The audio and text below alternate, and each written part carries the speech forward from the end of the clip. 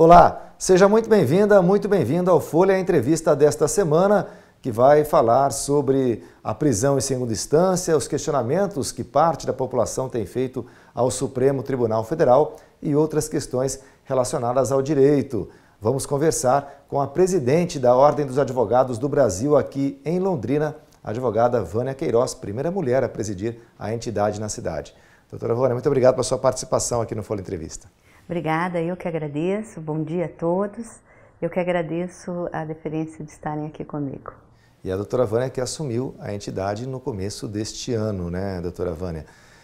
Antes da gente falar um pouquinho das prioridades na sua gestão à frente da OAB aqui em Londrina, eu queria abordar assuntos que estão muito em voga aí no noticiário, começando por esse questionamento que parte da população, doutora Vânia, tem feito ao Supremo Tribunal Federal, inclusive as manifestações, as últimas que tiveram em apoio ao governo de Jair Bolsonaro, parte desses manifestantes defendendo o fechamento do Supremo Tribunal Federal por conta de decisões recentes da mais alta corte do país. Como é que a senhora vê esse tipo de manifestação?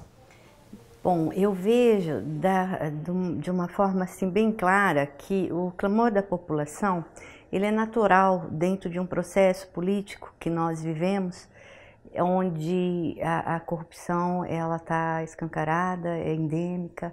Então eu vejo que naturalmente a população vai se manifestar e cada dia mais ela tem tido espaço e se aculturado para isso, eu diria, porque até então a população se manteve muito inerte, omissa, ela talvez não tenha cobrado um pouco mais dos seus direitos.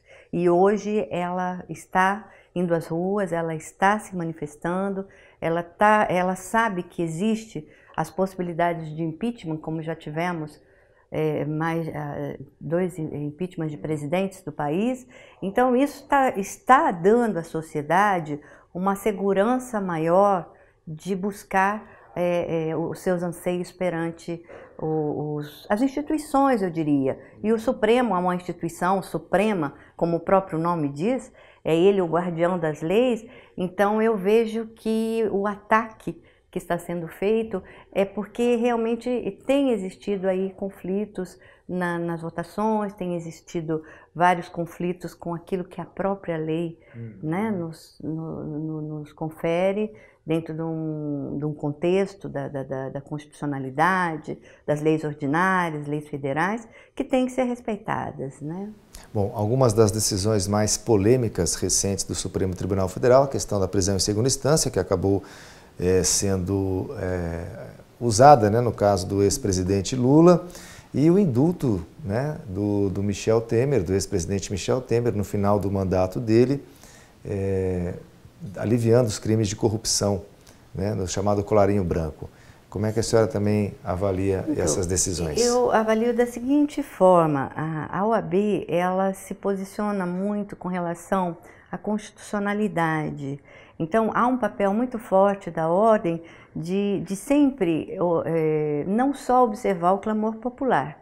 Ela tem um viés corporativo, né, muito forte de atendimento à advocacia, mas também tem entre as suas atribuições o processo democrático de direito, a preservação desse processo que foi duramente conquistado, né, e também garantir às instituições o cumprimento das leis. Então isso é uma efetividade da justiça para a população e para o cidadão. Então eu vejo que muitas vezes também recebemos críticas. Por que a OAB não interviu? Por que a OAB não foi até lá? Por que a OAB está deixando de participar dessa discussão?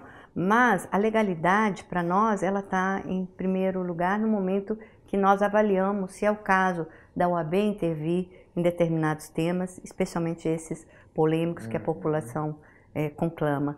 Então, a prisão em segunda instância ela é muito interessante porque a nossa Constituição de 88, que é a nossa Constituição Cidadã, que trouxe aí uma gama de direitos para o cidadão, ela proclama no seu artigo 5º, inciso 57, que a prisão somente é aplicável depois do trânsito em julgado da decisão. Então, quando você pensa na aplicação da prisão após o julgamento de segunda instância, você vê que nós estamos contrariando uma regra da Constituição. E a Constituição, para nós, ela é a base. Nós temos aqui o pilar, né, da justiça, e ela está no topo, né, e ela tem que ser observada.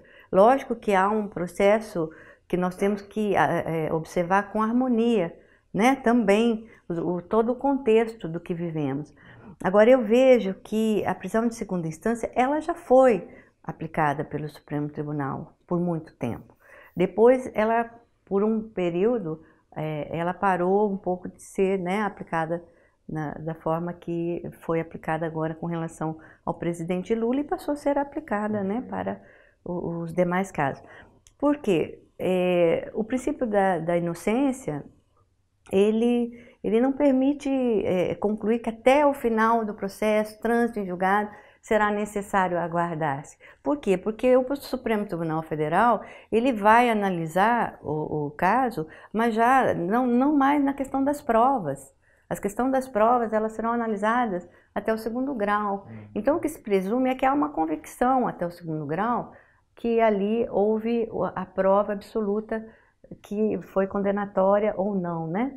Então, no Supremo Tribunal Federal vai se analisar a questão da constitucionalidade, do processo, da legalidade de como foi feito o julgamento.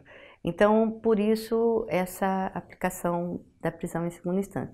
Agora, dentro da ordem, há um dilema muito grande com relação ao cumprimento da Constituição, que a Constituição é garantista. É uma Constituição que nós podemos dizer que jamais o Brasil teve uma Constituição tão garantista.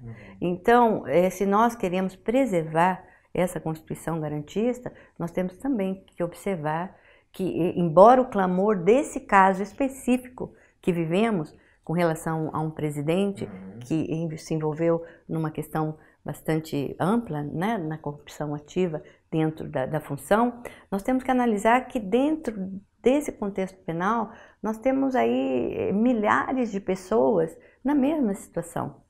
Então, nós não poderíamos balizar todos esses casos por um caso que traz o clamor social. Então, eu vejo que tem que se ver com muito cuidado a prisão já na segunda instância. Doutora Vânia, então falando da sua nova atribuição, a senhora assumiu o cargo no começo do ano, quais são as prioridades à frente da OAB e as demandas, as principais demandas da entidade aqui? Então, assumi o cargo para uma função, uma gestão de 3 anos, de 2019 a 2021, então temos aí um trabalho muito grande pela frente e assumimos num momento assim bastante emblemático do país, em que nós temos muitos cursos de direito, o MEC liberando muitas vagas para o curso de direito em novas faculdades, em cursos já existentes, e nós até dentro da ordem reputamos isso sem um critério, um balizamento específico para valorar a necessidade desses cursos, dessas vagas no mercado, até como um estelionato dentro do MEC, dentro da nossa instituição de educação. Porque sem o critério que deveria ser analisado e que tenhamos também uma qualidade de ensino jurídico, nós estaremos colocando aí no mercado de trabalho muitos jovens que não terão condições de serem alocados, não terão um mercado para que possam sobreviver, e também a qualidade desses cursos não está sendo devidamente aferida para que possam se manter dentro do universo da educação. Então, a ordem tem debatido muito isso, e eu, dentro do Conselho Estadual, até fiz uma moção com relação a isso, que foi aprovada por unanimidade dentro do Pleno, no sentido de que nós suspendêssemos os cursos de Direito por um período de 5 anos, a exemplo do curso de Medicina. Aqui no Paraná. Aqui no Paraná. Até que se chegue a um contexto de analisarmos a viabilidade, a necessidade e até o próprio nível dos cursos que estão sendo lançados e dos já existentes, porque temos muitos que precisam ser melhor fiscalizados pelo MEC. E como é que se daria isso, doutora? Então, nós já fizemos vários diálogos com o MEC e não tivemos, no caso do curso de Direito, uma resposta positiva dessa suspensão, ao contrário do curso de Medicina, que obteve num diálogo com o MEC.